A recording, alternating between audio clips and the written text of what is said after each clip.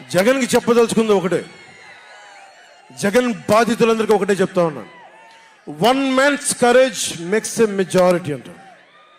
1 man's courage. జగన్కి సంబంధించినంత వరకు పవన్ కళ్యాణ్ అంటే 3 పెళ్ళిళ్ళు 2 విడాకులు. అతని దృష్టిలో 4 పెళ్ళిళ్ళు అంటాడు. మరి 4వ పెళ్ళం ఎవరో తెలియదు, జగన్ ఏమో నాకు తెలియదు. మరి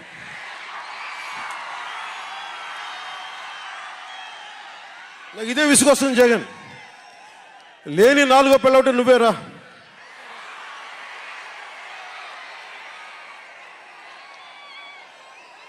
నేను ఎప్పుడైనా సరే భారతి గారికి కూడా చెప్తున్నాను, మేడం భారతి గారు, మీరు మీ ఊహించుకోండి, మేము ఎప్పుడన్నా సరే మిమ్మల్ని చాలా గౌరవంగా భారతి గారు, మేడం భారతి గారు అంటాం.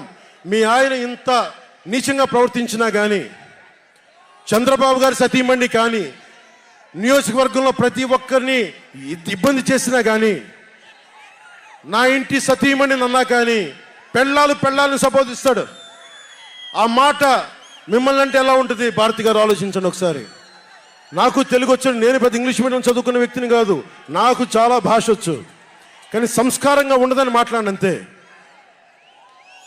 జగన్, నీకు సంబంధించినంత వరకు నేను 3 పెళ్ళిళ్ళు 2 విడాకులు.